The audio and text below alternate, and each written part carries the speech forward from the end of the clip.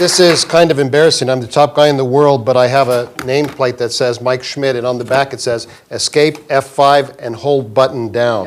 So, Just hit F5. okay. There we go. Okay. And did you give him? Do you have the flicker? Thanks.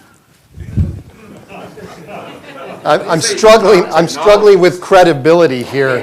I will tell you, I'm the project director for the Tallinn Manual, and for the first year of the Tallinn Manual project, I believed the cloud was really a cloud.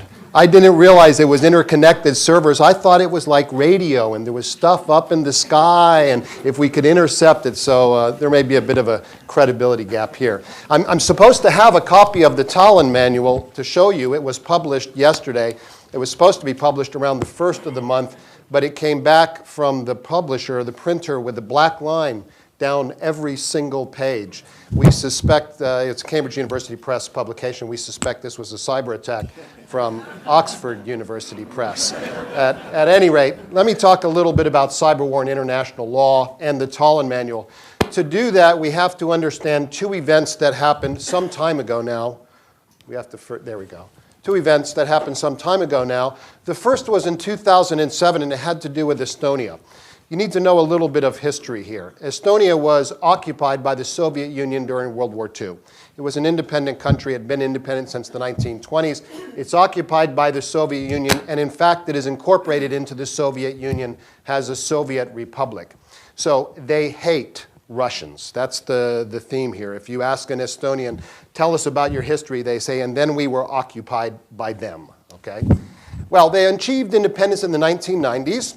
The problem is when they achieved independence, they had all this Soviet stuff around their country, around Estonia.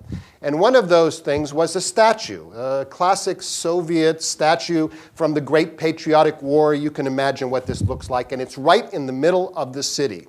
So for the Estonians, this was awful. It was like sticking a hot fork in their eye every single morning. And they decided to move this statue. And they were going to move it to a Soviet military cemetery outside the city. But by this time, Estonia is no longer purely Estonian. By this time, 20% of the population is ethnic Russian. And this made the ethnic Russians crazy. And what happened is cyber activists started going online and telling the ethnic Russian population how horrible this was.